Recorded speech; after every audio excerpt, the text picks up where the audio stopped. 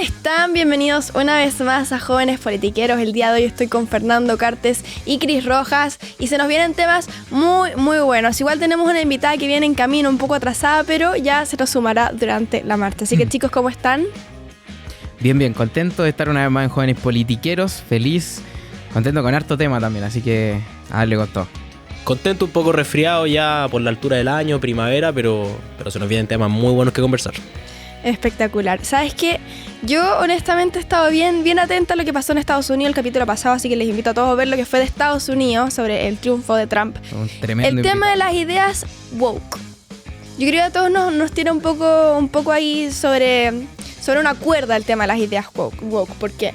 Porque finalmente hemos visto como una clase de crisis a estas ideas. De una u otra forma, el triunfo de Trump, el triunfo de Milei y otros triunfos mundiales han demostrado un poco que estas ideas han ido en decadencia cada vez más.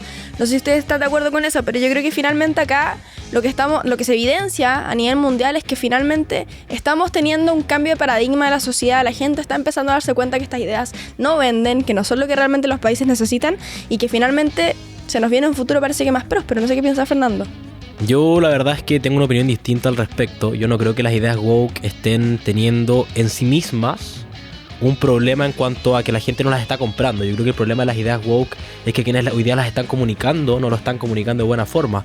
Si nos fijamos en Kamala Harris en Estados Unidos, lo que Kamala hizo fue en el fondo transmitir ideas woke y establecerlas como prioridad. Cuando la gente en Estados Unidos hoy día tiene otras prioridades, el tema de la inflación, el tema de volver a ser una economía fuerte, el tema de volver a ser una potencia mundial. Y en ese sentido yo creo que ahí hay un problema más que nada de comunicación, por sobre un problema de que además de que las ideas sean malas en sí mismas, yo creo que hoy día se están comunicando mal. Y en ese sentido creo que podría hacer falta un buen líder, un líder que supiera cómo enfrentar estas ideas woke y que vuelvan en el fondo a la palestra de discusión a ser el tema principal, que yo creo que sería un problema. Entonces, en ese sentido, yo creo que lo que como sector tenemos que hacer es no dormirnos y tenemos que seguir enfrentando estas ideas woke. Tenemos que seguir. ¿Y qué son las ideas woke? Son las ideas de progresismo y de no progreso. Son las ideas de establecer como prioridad el matrimonio igualitario, el aborto libre, la agenda transgénero, la educación sexual de los niños menores, incluso lo hemos visto hasta 4 o 5 años. Entonces, en ese sentido, yo creo que lo que tenemos que hacer es nosotros contrarrestar las malas ideas con buenos liderazgos y no esperar a que a ellos les salga un buen liderazgo para recién ahí nosotros ponernos las pilas y comenzar a luchar contra esta idea. Cris. Sí, totalmente de acuerdo. Yo creo que también está el concepto de saber realmente son o han sido mayoría en algún momento esta idea, o suele suceder que ahora con mayor fuerza aquellos que se silenciaban y que no decían nada y caían en la cultura de la cancelación, hoy se están atreviendo a hablar con más fuerza. Yo creo que es lo segundo, nunca han sido mayoría este tipo de ideas. Si tú le preguntas a cualquier chileno, en cualquier encuesta, en cualquier lado, jamás le ha preocupado el tema del aborto por sobre la seguridad, jamás le ha preocupado estas ideas representadas en el concepto woke por sobre los temas importantes como país. Entonces yo creo que actualmente lo que se está viendo y lo que hemos visto no solamente en Estados Unidos sino que en otros países y espero que de igual forma se plante más fuerte en Chile, es que aquellos que estaban silenciados ante esas malas ideas y desconectadas ideas con la realidad se están atreviendo a hablar. Y ahí yo creo que es fundamental la juventud, que se vio apoyando a Milei, que lo terminó por sacar presidente. Es fundamental la juventud que terminó por apoyar a Trump. Es fundamental la juventud que se está viendo en Chile, que yo creo que es la clave para ir en contra de toda esta idea. Y en torno como esta idea de ser silenciados, yo creo que es completamente cierto como decir que de una u otra forma nos han hecho ver a nosotros como si fuésemos todos políticamente incorrectos, como que hablar en torno a esta idea de las prioridades, como que nosotros estamos equivocados cuando finalmente parece que son ellos los equivocados, porque realmente nos hemos ido dando cuenta que las cosas no son como ellos las hicieron ver, que era una constante mentira, que incluso estos gobiernos llamados feministas como el que tenemos actualmente, lamentablemente no son feministas como se hacían decir. Entonces, claro, hemos visto cómo se han deteriorado sus discursos, cómo poco a poco han cambiado un poco el rumbo de su mentalidad y se ha empezado a ver las verdaderas caras, que finalmente es lo que nos ha llamado tanto la atención durante este tiempo. No sé si les parece como mencionar este tema del gobierno feminista. Yo sé que ya lo mencioné un poco, pero en verdad siento que podríamos tocarlo de una manera más poderosa. A ver, el gobierno feminista es muy simple. Te decían que defendían a la mujer y cuando uno de los suyos lo atacaron de que había atacado a una mujer, no defendieron a las mujeres y defendieron a uno de los suyos. Entonces yo creo que la respuesta también, en concordancia a la pregunta, sigue siendo muy simple. ¿Ellos defienden a las mujeres? No. Ellos defienden a los suyos. Ellos defienden a las mujeres cuando las mujeres los apoyan a ellos, cuando pueden instrumentalizar a las mujeres para llegar al poder. No apoyan a las mujeres cuando las mujeres no les sirven para poder llegar al poder o no les sirven para poder encauzar una causa que en el fondo la tienen como prioridad dentro de su agenda ideológica. Oye, antes de darte la palabra, Cris, saludar a Javiera Rodríguez, nuestra gran invitada que viene acá a acompañarnos el día de hoy. Periodista, influencer, así rompiéndola en redes. Así que, Javi, ¿cómo estás? ¿Qué se siente primero? Gracias. No, me recibieron súper bien. Gracias. Qué bueno. No, pero mira, te pongo un poco al día de lo que estábamos hablando. Partimos un poco sobre las ideas woke, como esta idea de que se están deteriorando un poco los discursos y ahora estamos con gobierno feminista. Pero antes de irnos más al gobierno feminista, que yo sé que es un tema que a ti te gusta mucho, hablemos, ¿por qué no?, de estas ideas woke, de cómo, bueno, el triunfo de Trump también ha dado un poco un vuelco a estas ideas. No sé qué te parece a ti este tema. Temazo, primero. Bueno, chiquillo, en verdad, muchas gracias por la invitación. Yo aterricé acá, literalmente. Las ideas woke. Yo creo que en la medida de que hayan lugares que cultivan esas ideas woke, nunca se van a ir. O sea, basta ver como un poco lo que ocurre en los colegios o en las universidades, donde en verdad son generadores de ciertas ideas que son al mismo tiempo canceladoras. Hoy día las universidades son el espacio como por excelencia donde se es menos universidad. O sea, antes, y como es la tónica y lo que significa una universidad, que es donde uno puede acercarse al conocimiento con la mayor libertad posible, hoy día es todo lo contrario. Hay cosas que no se pueden hablar, cosas que no se pueden tocar, porque hieren ciertas sensibilidades. Yo creo que las ideas woke no están muertas. Quizás en la política, en el voto mismo, puede que en esta elección sí. Pero hay generaciones que hoy día están hechas totalmente de cristal y es base a la educación y los espacios educativos que hoy día realmente cultivan. Son como granjas de wokeism. Total. Sí, total. Te va como en la línea con la misma frase de que el octubrismo está muerto. Bueno, la idea woke está muerta. Si creemos eso, nos vamos a relajar y nos van a terminar por sobrepasar de nuevo. Nos va a terminar por ocurrir lo mismo que ocurrió en octubre del 2019. Nos va a terminar por ocurrir de que de estas ideas de minorías, creo yo, pero que intentan prevalecer por sobre aquellos que se silencian, van a terminar ganándonos. Y ese es el punto. O sea, creer que estas ideas han muerto de alguna otra manera es que muchos de ellos, sin duda que están silenciados, sin duda que no hablan, pero por cuanto se dé vuelta nuevamente este efecto del péndulo, comienzan nuevamente a predominar. Por eso yo creo que es tan importante no solamente lo que hacemos nosotros, no solamente lo que hacen ustedes, no solamente quienes están en la casa y a lo mejor dejan un comentario en redes sociales o comparten alguna publicación en pos de las ideas que creen que son las correctas, sino que también todo el trabajo en conjunto que se hace es importante. Porque por cuanto creemos efectivamente que este tipo de ideas, que yo sigo insistiendo que son de minorías, pero son de minorías bulliciosas, intentan ver que hay una posibilidad de prevalecer, lo van a seguir haciendo. No, y ahí creo que diste en el clavo y era un poco lo que decíamos al principio del programa. En el fondo, que esta efervescencia octubrista esté un poco apagada por el triunfo de Kamala Harris en Estados Unidos, porque el presidente Boric tenga un 28% de aprobación, porque hoy día en Chile la gente se esté viendo un presidente como Nayib Bukele y como Donald Trump y no un presidente progresista como una figura internacional, en el caso que perdió ahora demócrata en Estados Unidos como Kamala. Entonces, en ese sentido, yo creo que diste en el clavo en qué.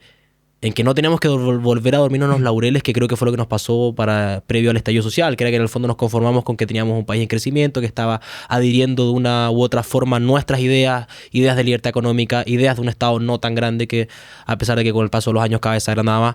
Y en ese sentido, creo que el mensaje es a no dormirnos en los laureles, es a todos que no nos están viendo, es a quienes ven los clips en TikTok, a quienes ven el programa completo, a en el fondo seguir informándose, a seguir instruyéndose en el tema, a tratar de influir de uno u otro espacio. Si convencen a uno, ese uno convence a otro y de esa forma se forma un efecto cadena, pero es a no dormirnos con la tranquilidad de que hoy día ellos no están de moda, pero que mañana sí pueden volver a estarlo. O sea, yo diría que ustedes dos comentaron algo que es muy importante y que tiene que ver también con la diversidad de lugares en que uno puede incidir.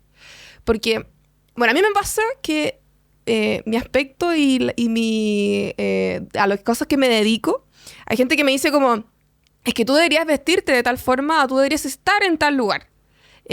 Pensando que solo hay una forma de impactar la cultura, o hacer política, o bueno, en fin.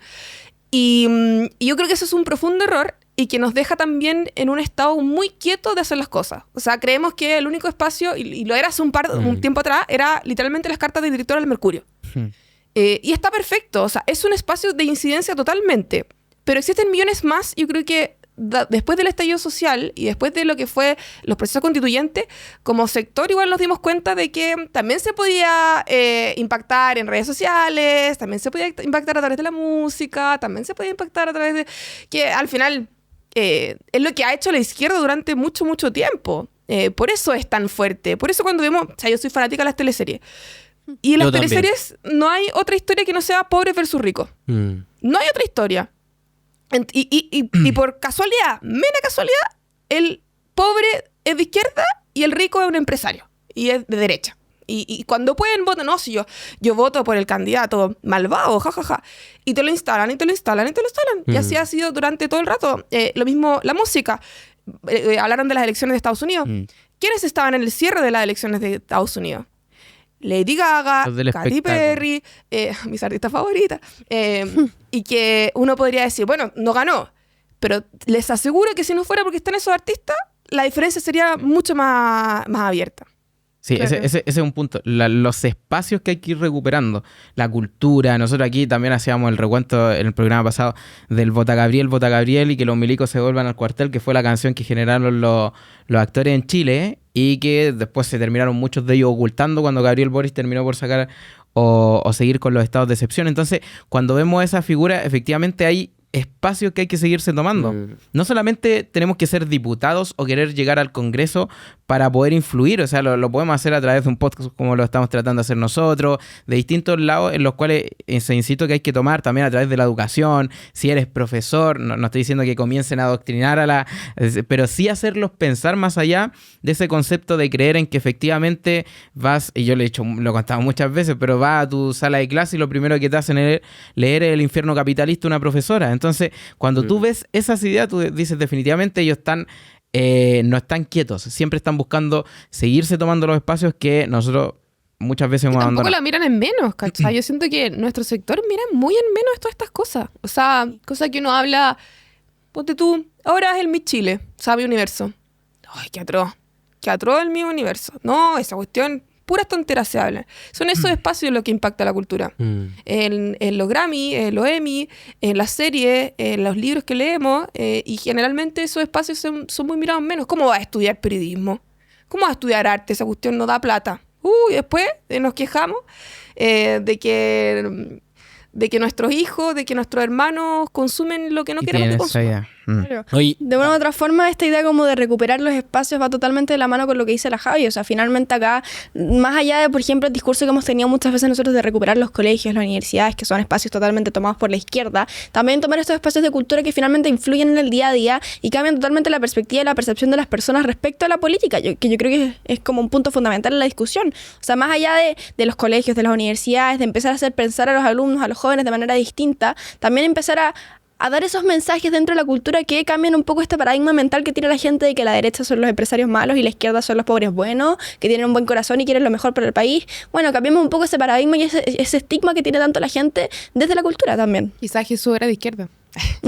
Y los tres tocaron un punto fundamental, porque tú dijiste no adoctrinar, tú dijiste cambiar el paradigma, la Javi dijo, en el fondo, tomar otro mensaje. Y en ese sentido yo creo que lo que tenemos que tratar de hacer como sector no es adoctrinar, que es lo que tú dices, es desinstalar el mensaje que ellos han instalado sistemáticamente a través de todos los medios posibles, que es que si tú te vistes de una forma, tú tienes que pertenecer a un determinado grupo, que es que si tú quieres tener el pelo de un determinado color, tú no puedes pensar por las ideas de derecha, tienes que pensar por las ideas de la izquierda. En ese sentido también una autocrítica a nuestro mismo sector, que muchas veces es sumamente moralista, y ahora lo vemos con el caso de Pancho Rego. Yo me imagino que hay muchas personas que están atacadas dentro de la derecha más dura porque Pancho Rego usa guayaberas y no es el prototipo que anda con terno y traje y corbata para arriba y para abajo. Entonces, en ese sentido, tratar de cambiar ese paradigma, tratar de desinstalar lo que ellos han instalado sistemáticamente y tomar su mensaje, que tienen un mensaje muy positivo en cuanto a tratar de instalar determinadas cuestiones a través de las artes, a través de la cultura, a través de la ciencia, que es positivo porque ellos lo han desarrollado muy bien. O sea, tienen música muy buena,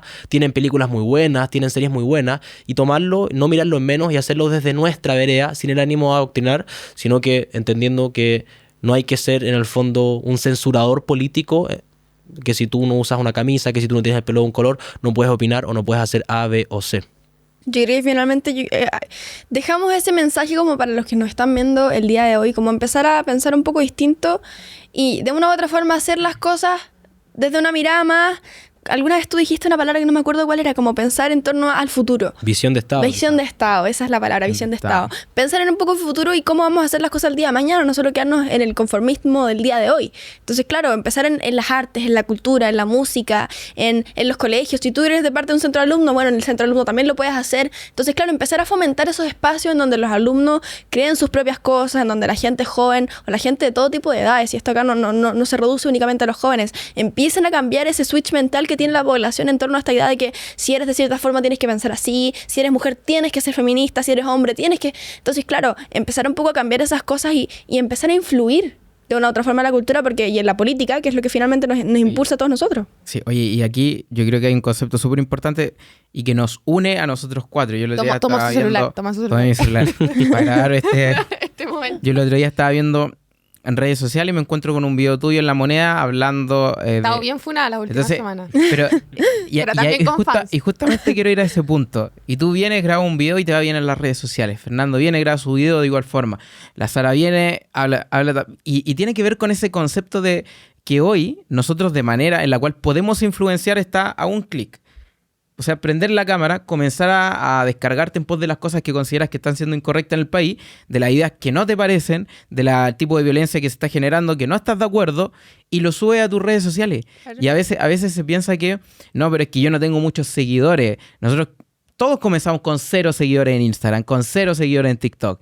Y fuimos creciendo producto de dar a conocer nuestra idea, de insistir en hacerlo, de no caer en la cultura de la cancelación, que es lo que te estaba pasando y que comentaba recién en pos de que me comienzan a funar, me comienzan a cancelar, me comienzan a hablar mal, me comienzan a amenazar, me comienzan a decir una serie de cosas y yo retrocedo, prefiero no seguir opinando. Y resulta que le damos espacio a que vengan estos jóvenes revolucionarios de izquierda y digan, yo tengo la razón y esto es lo que va a prevalecer. Y yo no quiero ver un país en donde caiga en los casos como por ejemplo en Venezuela, donde se están yendo todos del país, en Argentina en donde muchos jóvenes se querían ir de su país, más del 80% antes que saliera Milei, pero no podía por la falta de oportunidad. Entonces, esa es la brutalidad en la cual nosotros no queremos ver a nuestro país. Yo creo que estamos al paso de un clic, grabar algo y no quedarnos en silencio, que es lo más importante. Y el estallido social en ese sentido creo que fue positivo porque sembró el bichito de querer influir, sembró el bichito de querer reaccionar, y al final yo creo que en ese sentido lo he dicho en distintos programas, yo creo que hay hitos fundacionales y generacionales respecto a la visión de las personas sobre las cosas, y el estallido social yo creo que es nuestro hito fundacional respecto a nuestra visión en contra de la violencia, en contra de, en el fondo, la cancelación política, en contra de esta cultura progresista. A propósito, que uno lo ve como si el estallido social fue como estallido y después no fue bien. O sea, estallido social estábamos todos cancelados. Canceladísimos. O sea, yo siempre lo cuento, yo trabajaba en el Mega, todos mis compañeros con renuncia a Piñera mientras estábamos trabajando. Las redes sociales estaban piola creciendo, pero no estaban así como en su boom como ahora. No todos teníamos las herramientas para ser buenos editores como hoy día existe, no sé, CapCut y lo así, ¿cachai? Y de eso pasó el rechazo 1, que ahí fue como la máxima cancelación del mundo, y después, o sea, pasaron al menos 3 años en donde nos costó salir como del closet político y el closet comunicacional, porque uno, claro, tomáis tu video, pero al tiro estaba abajo porque estaba denunciado, porque a la gente no le gustó, porque te hacían bolsa. Entonces, claro, yo lo veo como un proceso, sí.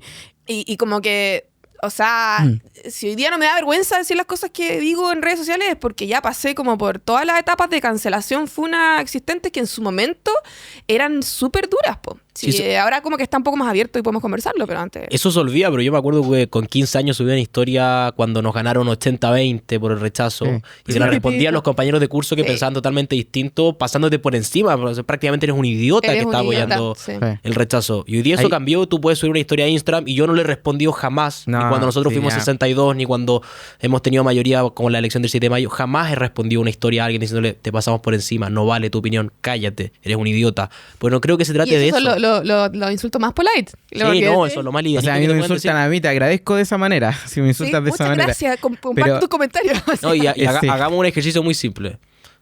Metámonos a nuestros mensajes en redes sociales. cállate CTM, primero que abrí. Encontrar hasta amenazas de hecho, a nosotros en campaña hasta nos pegaron, también hubo un tema que ya hemos conversado.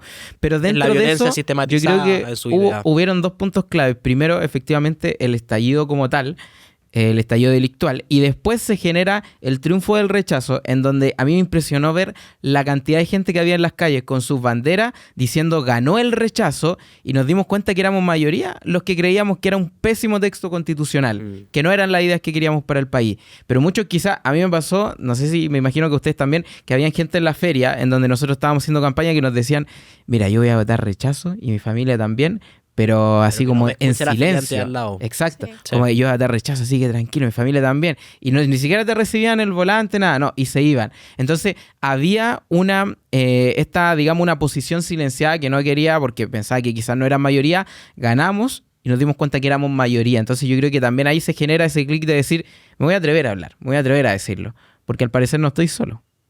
Total. Yo creo que también esta idea, como tú dijiste, Chris, de la cultura de la cancelación, de no poder decir lo que pensamos, que claro, el detonante fue el estallido social, que desde entonces, bueno, y yo creo que desde antes ya teníamos un poco estos indicios de que no se podía decir lo que uno pensaba, de que estabas totalmente, básicamente reprimido en esta idea como de que la izquierda tiene la razón, sí, como este círculo de esta superioridad moral que tiene, o que se hacía creer la izquierda que tenía. Que todavía creen tener. Y que todavía creen se me olvidó la palabra, creen tener. Eso, creen tener.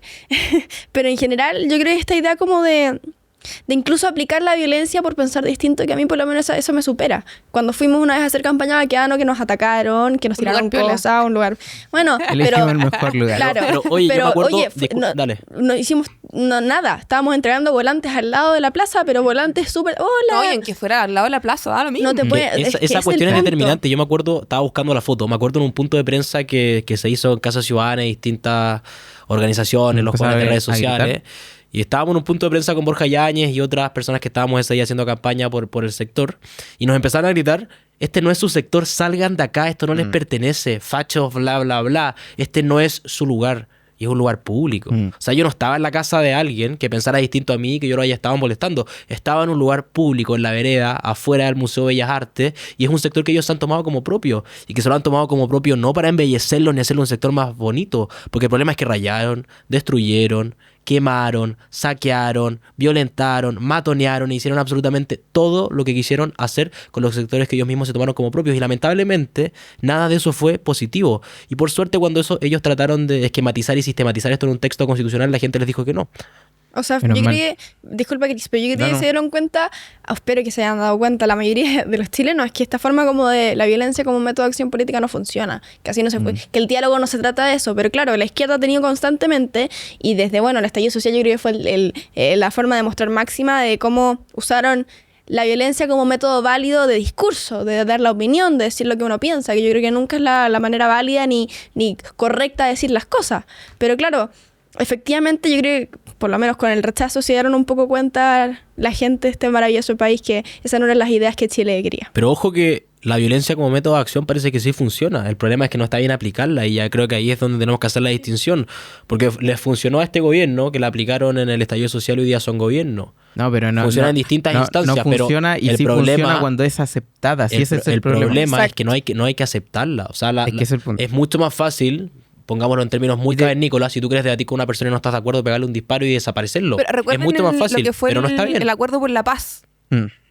Acuerdo por la paz, súper entre comillas, porque en ese momento estábamos todos viendo la tele, esperando a ver si se tomaban 50 metros más, o si el presidente renunciaba, o si daban este acuerdo. Entonces, muy por la paz no era. O sea, al final, claro, era un camino institucional, todo lo que queráis, pero fue un acuerdo basado en una circunstancia súper violenta. De amenaza. De amenaza, etcétera.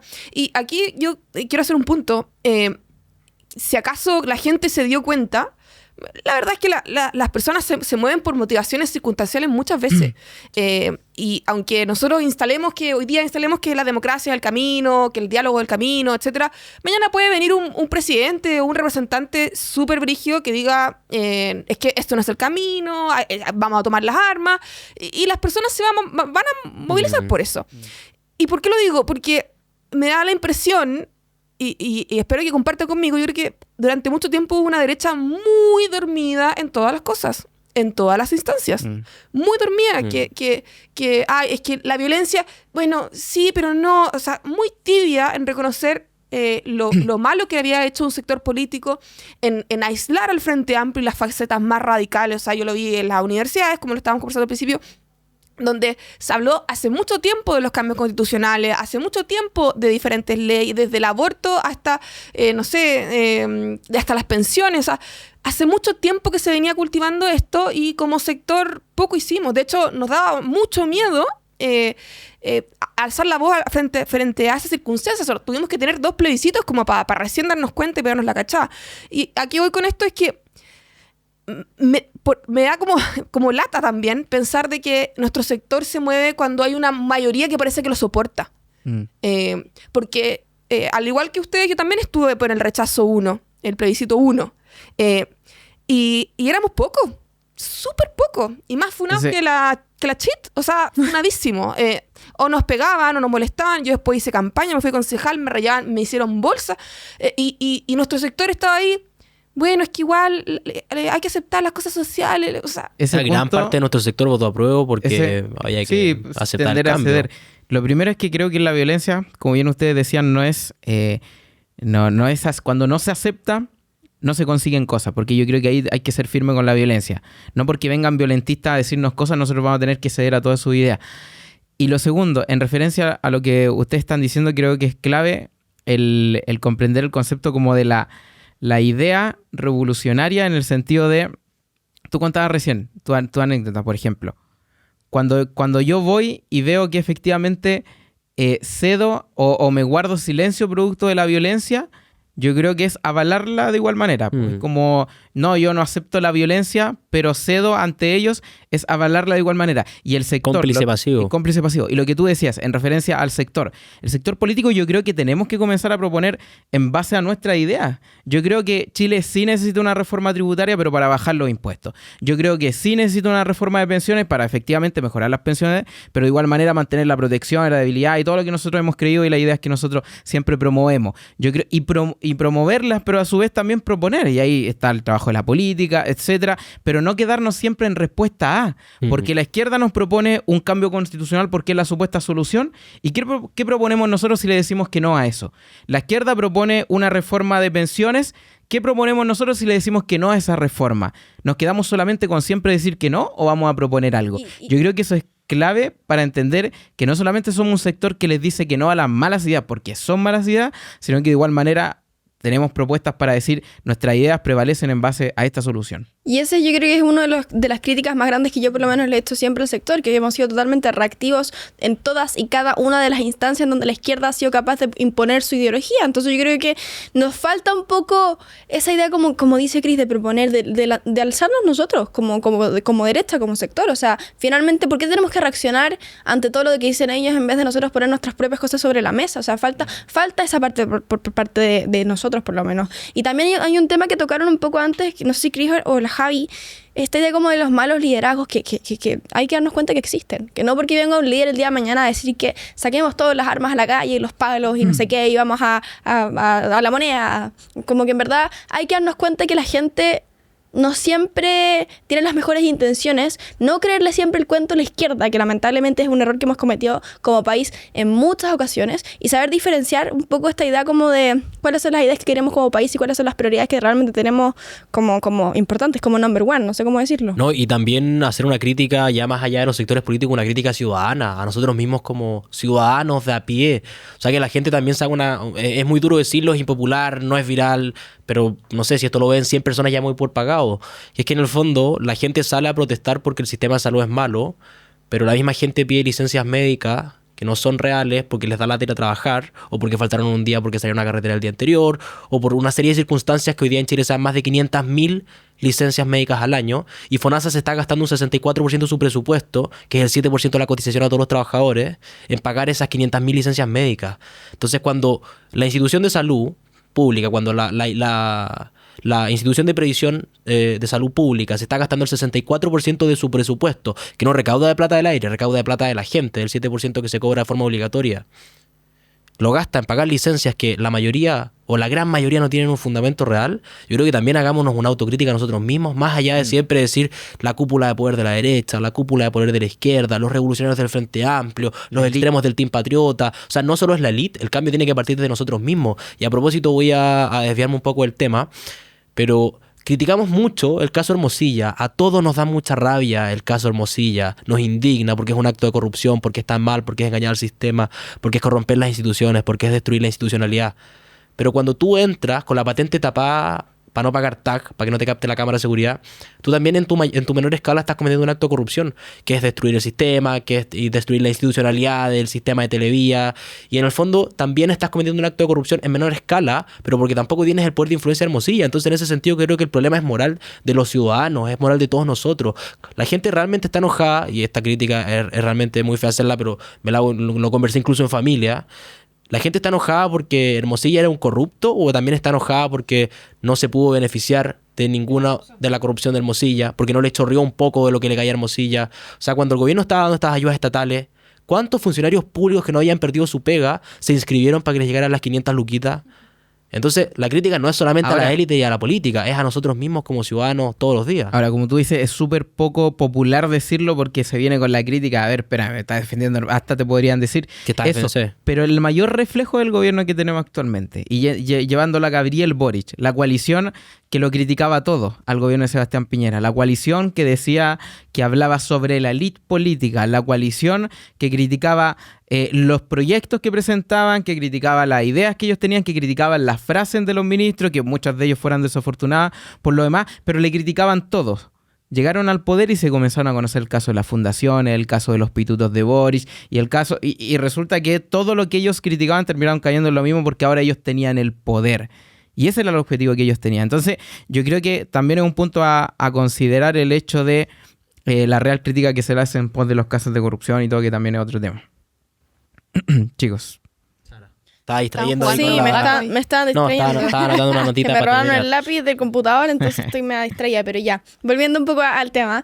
Mira, si hay algo que yo encuentro fundamental acá es darse cuenta que es un problema moral gigantesco que como dijo Fernando, tiene que ver totalmente y está totalmente arraigado a la sociedad, que lamentablemente lo tenemos un poco como un pilar como escondido, como bajo la mesa, bajo una manta, bien tapado, y ahí está ese pilar fundamental que lamentablemente yo no encuentro que sea fundamental, que podemos perfectamente eliminarlo, pero lamentablemente lo tenemos ahí como presente y eso da mucha pena, porque como es un problema moral, la idea es que tengamos la voluntad suficiente como país, como sociedad y como ciudadanos, de una u otra forma eliminarlo. Dejarlo de lado, ¿por qué tenemos que tapar la patente? ¿Por qué tenemos que, no sé, evadir impuestos? O sea, finalmente yo creo que es un problema de todos que nos incumbe a todos y que efectivamente tenemos que hacer algo al respecto. Y déjame darle una bajada, porque sabes que lo de tapar la patente ya es muy malulo. Yo creo que son pocos los que realmente lo hacen, pero hay gente que lo hace. Pocos. Yo que ando en moto, la tapo.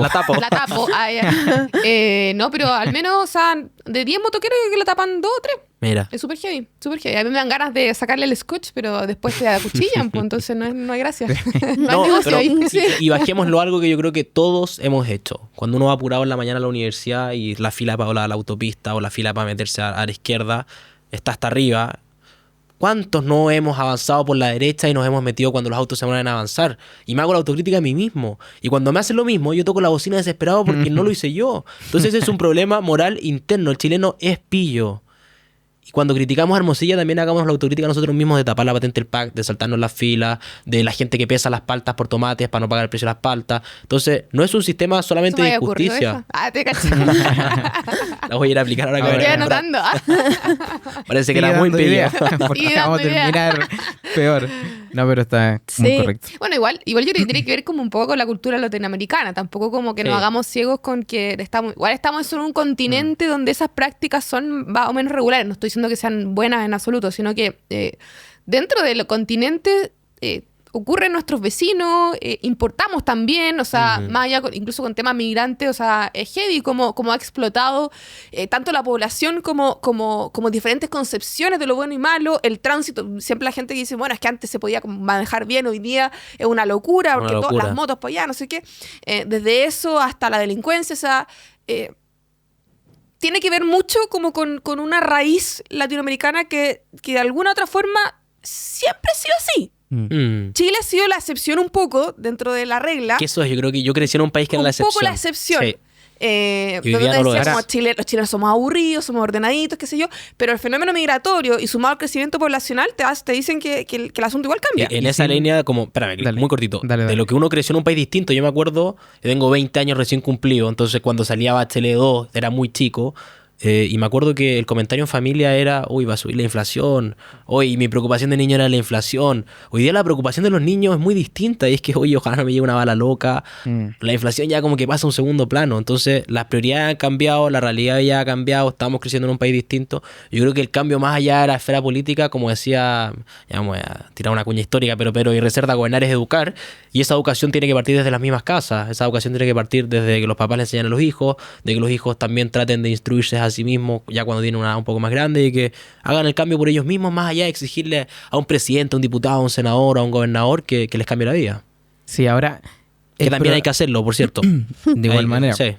Ahora, No es el gran problema de la política, yo la encontré en el libro de ¿Para qué sirve la política? De Joaquín García Huidobro, que lo pueden ver, y tiene que ver con el concepto también del medio y el objetivo de un político, porque esto puede pasar en la ciudadanía entendiéndose que cuando sucede en la política estamos hablando de tipos que crean las leyes, estamos hablando de quienes ejecutan justicia por medio del poder ejecutivo, legislativo, judicial. O sea, cuando vemos ese punto, nosotros nos damos cuenta de que es importante de que si esto llega a la política es aún peor. Y nos damos cuenta en el sentido de que en el libro explicaba los dos tipos de políticos en sí y los diferenciaba en el sentido de que hay algunos que ven el poder como un medio para llegar al objetivo que tiene que ver con el bien común de las personas. Pero ese es el objetivo. El problema es cuando eso cambia y ves al poder como el objetivo. Y cuando ves el poder como un objetivo, resulta que llegas al poder y te beneficias del poder. Pero cuando ves el objetivo como el bien común de las personas, termina llegando al poder para lograr ese objetivo. Y ese es el problema que yo creo que se ha generado no solamente con Boric, con la coalición de gobierno, sino que con muchos políticos que han visto el poder y dicen, ahí yo quiero llegar. No al objetivo real, que es el bien común. No, yo quiero alcanzar el poder solamente. Porque quiero enriquecerme a través de la política, porque si me ofrecen algo y puedo caer en corrupción para enriquecerme aún más, lo voy a hacer. Entonces vemos dos puntos de vista en lo que respecta a la política. Y yo creo que eso es lo que no hay que perderse, en el sentido de que la ciudadanía, lamentablemente, no todos podemos ser seres de luz en el sentido de, y ni siquiera nosotros lo somos, en el sentido de hacer todo correcto. Pero cuando esto llega a la política, efectivamente, cae en la justicia, cae en quienes crean las leyes y todo se corrompe. Y ahí yo creo que estamos totalmente perdidos. Y yo quiero hacer un alcance. Me imagino que también le llega este comentario, pero típico que uno hace una crítica al gobierno y el tío te dicen, pero es que, y no hablaste del caso no sé cuánto. Exacto, sí. Pero es que no dijiste, y no grabaste video, se te apagó la cámara, se te cayó el internet. Y uno así como... ¿Sacaste el micrófono rojo para decir ¿Sacaste eso? tu micrófono? Y es cierto porque yo creo que lo que pasa mucho, y por qué uno sí hace crítica hacia un lugar, porque obviamente uno tiene un domicilio político, es que yo creo que hay buenos y malos en la izquierda y la derecha. Y no hay gente muy buena en la derecha, gente con ideas equivocadas, por cierto. En la izquierda, muchas. Pero no es gente mala per se. Y eso hay que entenderlo. Porque hay ladrones en la derecha y en la izquierda. Lo que sí es distinto es que durante mucho tiempo fue la izquierda la que dijo que nunca robaba. Que eran perfectos. Que no venían de la elite, que irán por los pobres. Moral. La superioridad moral. Eso para mí es la diferencia y por qué critico tanto a este gobierno. Yo critico a todos, yo soy una hater profesional, ese es mi oficio. Muy bien. Ese es mi oficio. Mientras no nos critica a nosotros. También lo haré. Aparte soy periodista, ¿sabes? Estudio el chisme, básicamente. Sí. Y me pasa mucho que existe esa crítica de que ¿por qué tú no hablas, no sé, en el gobierno de Piñera? O sea, Piñera era un poco más joven, entonces las herramientas son distintas. Pero sí me pasa que la crítica que uno principal le hace a todos estos cabros que hoy día están en la moneda es porque dijeron ser de raza pura. Dijeron ser... inmunes frente a los males del universo, que ellos no pasaban por el diablo, que ellos eran las mejores personas, de que ellos sí querían ayudar a la gente. Y cuando pasa el caso Fundaciones, cuando pasa el caso Monsalve, cuando pasa el caso, o sea, ¿verdad? Todos los casos que hemos visto, o sea, hasta los pitutos en el gobierno. Los pitutos, bueno, o sea, podríamos hacer un largo hay contenido para hacer 20 podcasts seguidos. De sobra. De todas las cosas malas que han hecho. Pero sí, lo que uno puede criticarlo es esa superioridad moral que ha sido en específico de un sector político, que es el Frente Amplio y compañía. Sin lugar a dudas. No, y ahí estaba pensando, quizá por retroceder un poco en el tema, Contreras como siempre, pero, y voy a hacer quizás algo que muchos pueden ver como una defensa corporativa, pero se me viene a la cabeza mi abuelita, que va a estar viendo el programa, y le digo que siempre me dice, todos los políticos son corruptos, la política es cochina. Son los más corruptos, son todos mentirosos, son todos ladrones. Ok, el problema de la política es que la política está expuesta. Es que sale en la tele todo el día lo que pasa. Pero pregúntale a un médico cuál es el gremio más cochino que conoce. Y seguramente te va a decir que la medicina, que es que se vacunan para callado, que es que también son corruptos, que es que también pasan cosas dentro de la medicina. Pregúntale a un abogado, seguramente te va a decir que es el mundo de los abogados, porque lo conocen. Y el problema en ese sentido de la política es que está expuesta, y por eso todos pueden hacer la crítica fácil de decir, es lo más cochino del mundo, son todos mentirosos, son todos ladrones. Y vuelvo a la crítica a la sociedad en general. O sea, hagámonos la crítica nosotros mismos antes de criticar al del frente. Veamos qué hacemos mal nosotros, en qué incurrimos en errores morales, en faltas morales, en faltas de ética. Y luego, digamos, qué corrupto es esta persona de izquierda, qué corrupto es esta persona de derecha. Y en relación a lo que decía la Javi, es cierto. O sea, siempre que uno sube un video, incluso de repente trato de incluir ejemplos de nuestro sector y todos los comentarios son, oye, pero mencionaste 2 veces un ejemplo de la izquierda y uno de la derecha. Sí, y al final es empate. No, ok, si fueran 2 de derecha y 2 de izquierda, estamos empatados, da lo mismo. Y no se trata de eso. O sea, oye, es mucho más profunda había gente que estaba feliz con el caso Hermosilla porque creía que era un caso de derecha y así tapaban un poco el tema de las fundaciones. O sea, eso es llegar a un punto en el cual esto es una competencia de sectores, en el sentido de que, uy, ojalá salga alguien de la derecha porque así no nos critican tanto por el tema de las fundaciones. O sea, que hasta qué punto llegamos que estamos siendo capaces de defender un corrupto producto del sector político. Yo creo que ahí ni ley del empate, ni que yo conozco a esta persona o no. El día de mañana, así nosotros hayamos tenido un invitado acá en el podcast que haya caído en corrupción, si cae en corrupción y nos toca hablar de él, nos va a tocar hacerlo, así sea del sector o no. Pero yo creo que cuando comenzamos a defender un corrupto, ¿por qué? Porque resulta que es de mi sector político, estamos totalmente perdidos. Bueno, ahí Fernando decía que al final cada gremio podría decirse a sí mismo el más corrupto o el más pésimo, pero yo sí creo que hay una diferencia, que en la política estamos hablando directamente del ejercicio del poder. Creo que esa es como la gran distinción. Por eso... No le voy a mandar ese extracto a mi abuela, solamente solo el tuyo. Pero sí tiene que ver con alcanzar el poder y cómo ese poder al final rige todas las dinámicas desde el colegio de abogados hasta el médico. Yo creo que esa es la diferencia. Y el hecho de que nosotros podamos criticar a los poderosos, o en este caso a los políticos, también te hace reflexionar y te hace a veces más difícil ver lo que ocurre en tu propio sector. Porque de alguna manera, los que estamos en política, nos empezamos a vincular con la gente que está en política. Uno conoce al diputado tanto que fue acusado de no sé cuánto. Uno conoce al amigo de no sé qué que fue asesor de no sé cuánto. Entonces, efectivamente que siempre van a haber conflictos de intereses, más en política cuando uno los toca criticar, porque estas personas están directamente relacionadas con el poder, y ese poder, cuando vas creciendo, al final como es una pirámide, estamos todos metidos, es todo como una red de influencia, y eso no significa que uno sea como malo o bueno, sino que también es parte como de la dinámica. O sea, te vas cruzando con gente más poderosa, y obviamente el criticarlo en su momento va a ser difícil porque probablemente esté muy involucrado como en todas las otras dinámicas. Oye, y en torno a esta idea como de que te vas juntando con personas que el día de mañana o en su momento ya fueron, no sé, acusadas de tal o cual delito. O sea, pasa mucho también que la política corrompe. Y eso lamentablemente es algo que no se habla mucho, pero la política corrompe. O sea, esta idea de las tentaciones, de que no me va a pasar nada si saco un par de luquitas por ahí. Entonces, claro, yo creo que evidentemente hemos visto que la política en todo sentido te tergiversa. Yo desde que estoy en política soy más mala persona. Lo dije. Ahora, lo que sí... Eso va a ser un titular. El poder. Sí, pero no es que soy menos poderosa, yo creo. Pero sí, porque uno se enfrenta constantemente a dilemas morales. Exacto.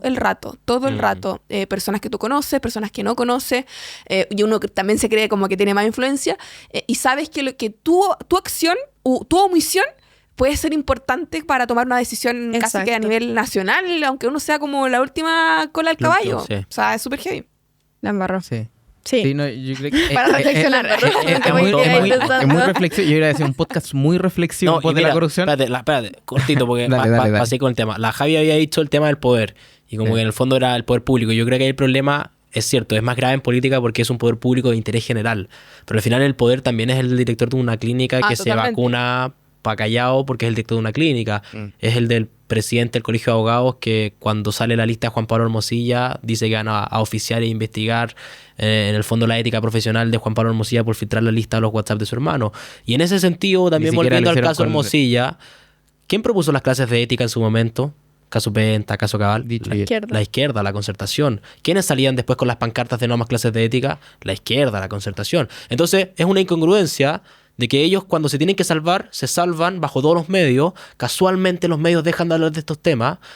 No he visto a ningún medio hablando de la lista de Juan Pablo Hermosilla. Con la lista que el hermano de Luis Hermosilla salió a decir de las personas que estaban involucradas en el caso. La fiscal Chong, por ejemplo, fiscal que se ha encargado de qué?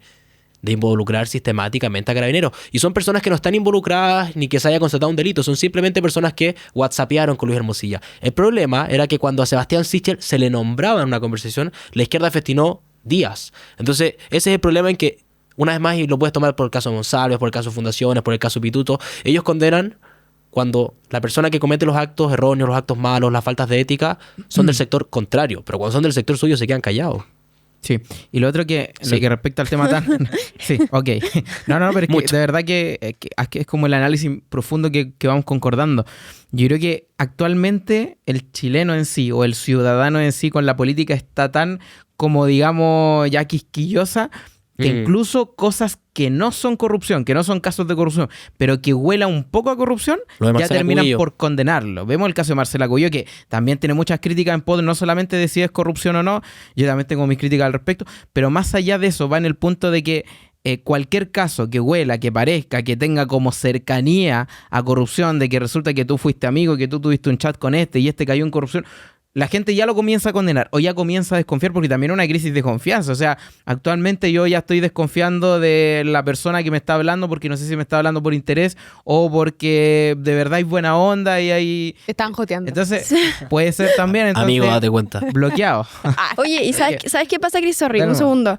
Que también respecto a esa idea, un poco desapareció esta presunción de inocencia. Que yo creo que también... Sí, ese es quizá- otro punto. ese otro punto. La presunción de inocencia ha desaparecido de una u otra forma. Siempre, y yo lo veo en los medios, de repente en la tele dicen, no, presunto asesino. Ya, pero ya. Pero nadie Condenáis. escucha que es presunto, po. Presunto corrupto, Pero en el presunto estallido no sé social decían víctima y asesino. qué. Exacto. Amigo, Entonces, grita tu Ruth. cuando les conviene nomás, cuando les conviene. No, y nosotros hemos defendido mucho, y tú también que tienes familia, ¿cierto? Que lo has comentado nosotros en lo que respecta a Carabineros, defendemos mucho la presunción de inocencia justamente por lo mismo, porque tenemos el caso Zamora, que fue un caso emblemático, que efectivamente le dijeron asesino, le dijeron criminal, los mismos que hoy están en la moneda. Entonces, ahí yo creo que también hay que hacer una retrospección de cómo acudimos a la crítica del Exacto. corrupto.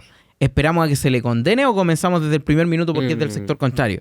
O solamente cuando es de nuestros... Entonces, como que hay que hacer efectivamente también un análisis de tener claridad en pos de lo que se está hablando y no subir tampoco un Reels porque es un poco polémico, entonces sabemos que va a pegar en TikTok y listo. Yo creo que también ese es un punto que efectivamente Las redes es son importante. tremendas. No, y en ese sentido la misma línea de incongruencia la puedes llevar a todos los ámbitos, no solo a la política. Y voy a hacer una crítica que voy a hacerlo para sacar el extracto, subir el Reels y que probablemente voy a tener puros comentarios negativos porque me voy a meter con una figura que incluso a mí me gusta mucho. Pero Stefan Kramer, en su actuación de la Teletón, hizo una imitación de Boric, hizo una imitación de las figuras de izquierda, se mofó de las cosas que él mismo apoyó en un momento. O sea, Stefan Kramer es el mismo artista que apoyó la primera línea. Es el mismo artista que de una u otra forma varió la violencia en el estallido social. Y a mí me encanta Stefan Kramer. Pero ¿cuál es el interés de conveniencia de que cuando tienen que criticar y hacer humor y burlarse y mofarse de las personas de su sector solamente por conveniencia y porque ahora sí dicen Gabriel Boric en la Quinta Vergara lo pifian, lo hacen, pero antes no lo hacían e incluso defendían las cuestiones que son indefendibles. Entonces, en ese sentido, el tema de hacer cuestiones por conveniencia personal, por el interés personal y no por un interés más general ni de defender una idea, que es, por ejemplo, lo de la idea de la corrupción. La corrupción es mala en sí misma. Ok, si lo hace el de izquierda, subo un TikTok, si lo hace el de derecha, no. No. O sea, que la corrupción sea que la condena sea transversal. No que la corrupción sea transversal, eso sería un problema. Para todos. Libre, gratuita y segura. Todos Pero somos que la condena sea transversal, que no sea solamente del que piensa distinto, y hemos sido muy enfáticos, yo creo que en todos los programas lo decimos, pero también hacernos autocrítica a nosotros mismos, no solamente al del frente, y no seguir actuando como lo ha hecho este gobierno desde que asumió. Total. Miren, tenemos que ir cerrando, pero ¿por qué no antes de cerrar su minuto de cada uno para que dé su speech para los reels para TikTok después? Porque eso nunca falta. Minuto de oro. Minuto de oro, Chris. Minuto de oro. Lo siento, partimos contigo. No, feliz. Oye, mira, primero feliz de poder estar con la Rotja. Está rellenando mientras piensa la cuña. Sabemos que... Mientras me acomodo. No, sabemos que hace rato también teníamos y ya la habíamos tenido en TikTok, ¿cierto? Cuando había estado con nosotros. Por Stringer. Por Stringer. Ahí estábamos todos de nuestras casitas ahí. Sigue pensando la cuña. Pero ¿cómo se llama? Pero ahora ya tenerte de manera más presencial y sumarte a otros programas que puedan venir. Lo más importante dentro de lo que hablamos y más allá de lo que conversamos de la corrupción, yo me quiero enfatizar como minuto final en el tema del feminismo, que también es un tema que vamos a estar hablando más adelante. Y yo creo que el feminismo perdió toda credibilidad con el caso Monsalve. Y ahí quiero centrarme en el sentido de que yo me he hecho la pregunta: ¿qué hubiese pasado si las acusaciones de Monsalve hubiesen ido en contra, por ejemplo, de José Antonio Kast? ¿Qué hubiese pasado si las acusaciones de Monsalve hubiesen ido en contra de un Sebastián Piñera o de un político de nuestro sector? Yo creo que hubiese sido muy diferente en lo que respecta a la actitud que tomó el feminismo en pos del caso Monsalve. Se los aseguro que el feminismo hubiese estado con su pancarta afuera de La Moneda pidiendo justicia. Que lo más probable es que el feminismo hubiese estado marchando por todo Chile en contra, ya sea de José Antonio Kast o de cualquier político que no eran de su sector. Lo más probable es que hubiesen estado exigiendo justicia, protección a la víctima. Lo más probable es que hubiesen estado con sus cartelitos del "Amiga, yo te creo", ¿cierto? Tan popular que hicieron en su momento. Pero resulta que el feminismo pierde toda credibilidad cuando vimos que en el caso Monsalve no fueron capaces de pronunciarse al instante de lo que estaba ocurriendo, independiente de que haya una investigación, independiente de lo que sea. Si hay algo por lo cual se ha caracterizado el feminismo, es no creer en la presunción de inocencia. Yo creo que ellas, al haber guardado silencio con el caso Monsalve, al haber guardado silencio con Alberto Fernández en Argentina, al haber guardado silencio con el caso de Íñigo Errejón en España, terminaron por perder la poca y nada credibilidad que tenía el feminismo. Fernando Cartes. Bueno, acá la cuña, mira, puse el teléfono acá para anotando los puntos. Oye, pero acá hacen pura trampa los chiquillos. Sí. No, pero esto del minuto de oro es nuevo. Esto del minuto de oro es nuevo porque este estudio lo estamos usando hace poco y lleva un programa, no, yo no lo había hecho nunca, Pero, mire, voy a sacar el teléfono para la Jaina, ya que hacemos trampa. Ah, ya. Es tu programa. Hay que dejar poner hater. No, pero acá, volviendo a lo que pasó estos días, contingencia, Teletón. ¿Por qué al presidente Boric no le gustaba la Teletón cuando era diputado? Porque la Teletón a ellos les gustaría que fuera estatal, y es porque ellos no creen en un Estado subsidiario, en un Estado que le dé autonomía a los cuerpos intermedios. Ellos querían destruir los cuerpos intermedios. Ellos hubiesen querido que la Teletón fuera del Estado. ¿Y cuál es el problema? Que los 40.000 millones de pesos que recaudó la Teletón este año es mucha menos plata de la que se está investigando hoy día en Contraloría por el robo de las plata a las fundaciones. Y por eso al presidente Boric, a todo su equipo, a los Cariola, Jackson, Vallejo, no les gustaba la Teletón. Porque la Teletón representa el sistema. Representa un sistema donde una persona puede decir: voy a crear una fundación, una institución de la sociedad civil que cumpla una función pública a través de un rol privado, en el fondo. Ellos no quieren eso, y por una razón tan compleja y simple a la vez como esa, es que ellos querían destruir este tipo de instituciones. No es porque les cayera mal Don Francisco, es por una razón mucho más de fondo, y a esa es lo que quiero apuntar con este minuto de oro. En el fondo, ir un poquito más allá con ese tipo de cuestiones y no creernos que es porque les cae mal Don Francisco, que es porque no les gustaba la Betón, que es que porque no les gustaba A, B o C, es porque no les gustaba el modelo, porque no les gustaba el sistema y porque lo querían destruir. Y hoy día el presidente está en la Teletón, se prueba los abrigos, es muy simpático, dona libros, pero al final, cuando era diputado y mostraba sus reales intenciones, y no desde un rol republicano que lo hace hoy día, que se valora mucho que tenga este cambio de opinión en pos del republicanismo y de respetar esta institución que habita, que es el cargo de presidente. Pero al final ellos no creían en eso cuando tenían en el fondo el actuar real y no el actuar republicano, y yo creo que eso hay que dejarlo más que claro. Javi. Clarísimo. Mi minuto. Ya estuve pensando también. Te paso el celular para que notes. Pásame, dame idea. ¿Sabes?